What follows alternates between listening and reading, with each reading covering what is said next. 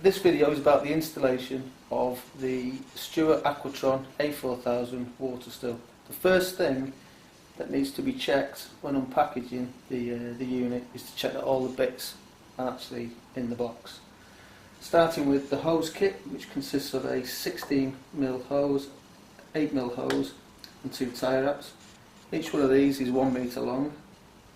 You've got the condenser, you've got the reservoir water level sensor, which is this one, you've got the heater, you've got the mounting wall bracket, you've got the boiler level control, complete with rotor flow stopcock and also the boiler coupling. You've got the output hose assembly and you've got the funnel. You've also got the unit itself, which has got the mini valve assembly and the water connector on there. It has got the cables for the mains electrical connector, and it has got the front flexi lid. To remove the fascia of the unit, basically we lift up and pull out, and the fascia can be removed.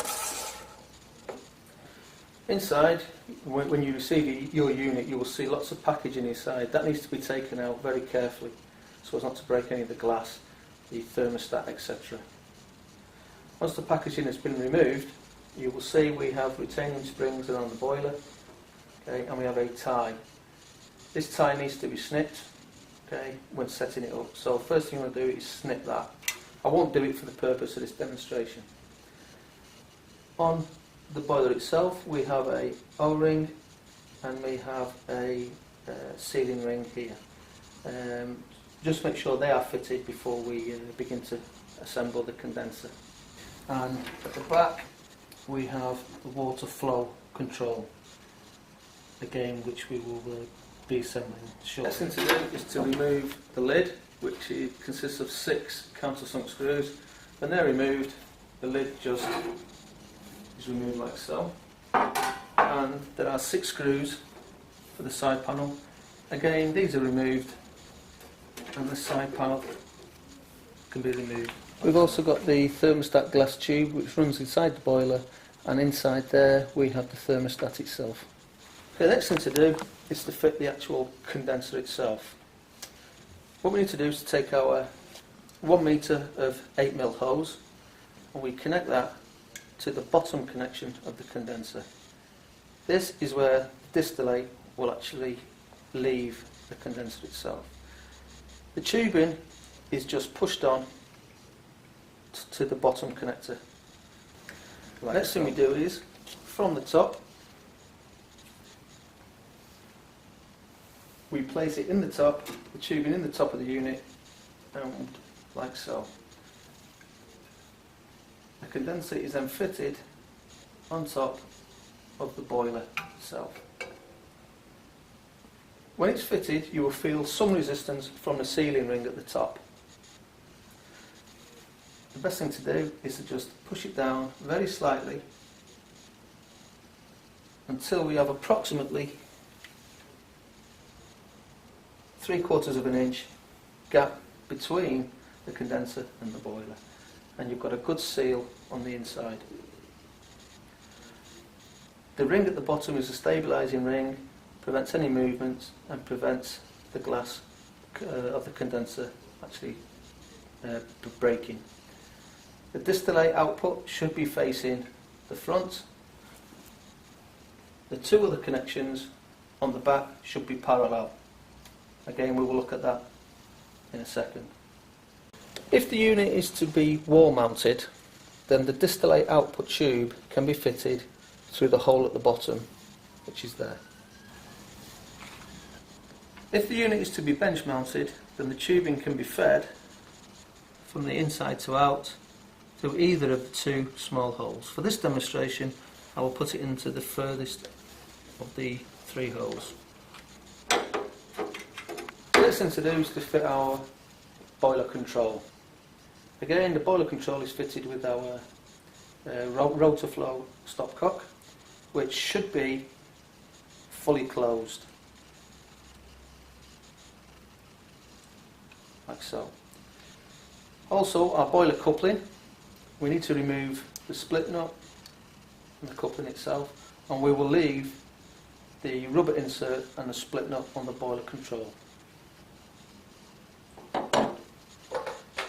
We will then place the 16mm tubing connected to the 16mm spigot.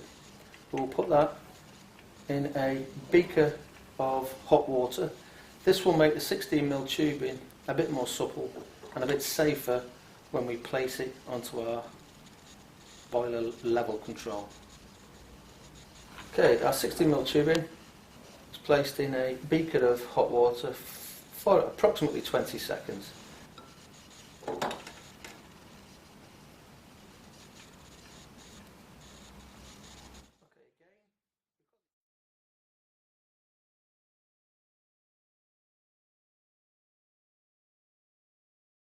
Once the 16mm tubing has been in the water for approximately 20 seconds, it can be taken out and fed through the largest of the three holes inside of the unit. Once it's through, it can be pushed through like so. And it needs to extend into the unit by approximately 1 foot.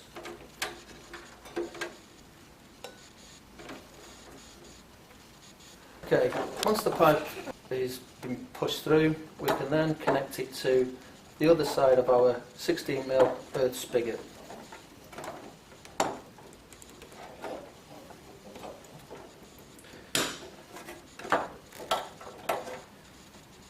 Again, this junction here needs to be tie wrapped.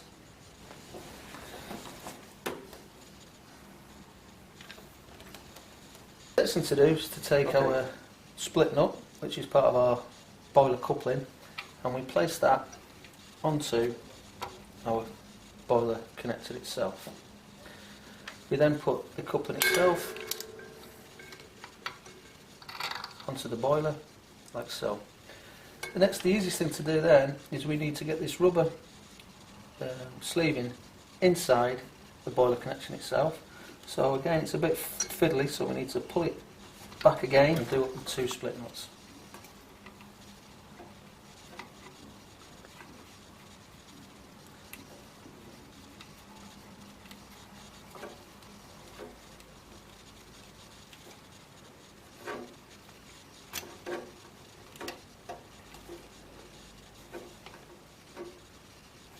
Next thing to do is to connect our funnel into our boiler level control. We just ease the black cap off slightly, press that in, and we tighten up like so. We then take our output assembly hose. We then connect one end to the top of our condenser,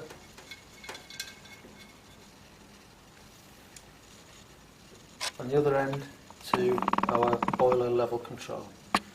Just making sure that the actual black rubber seal is actually inside the connector.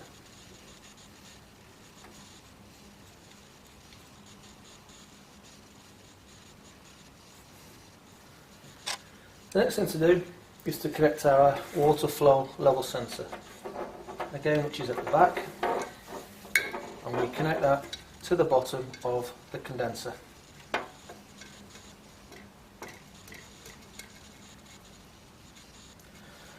Now when you connect the water flow sensor to the bottom of the condenser, you will see we will have kinks in the pipe. The best thing to do is to put your hand on top of the condenser and just slightly rotate it until the kinks are actually out of the pipe itself.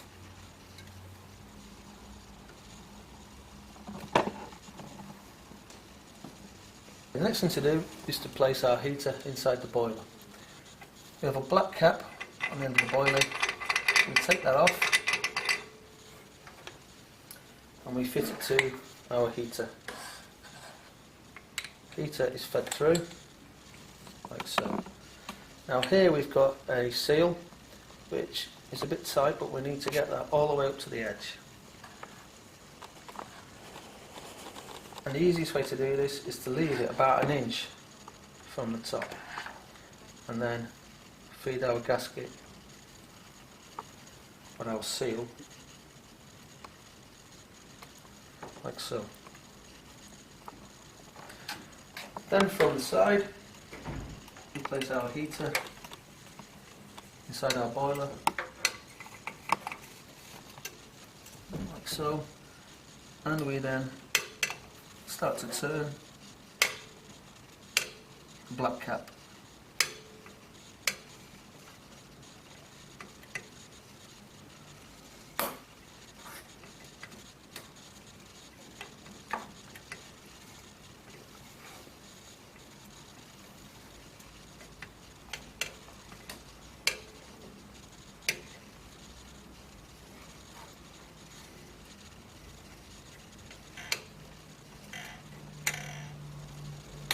On the end of the boiler is the cutout, and you can see that the heater is gently touching the end of the nozzle there, supporting it above the base. Next thing to do is to get our cables for our heater.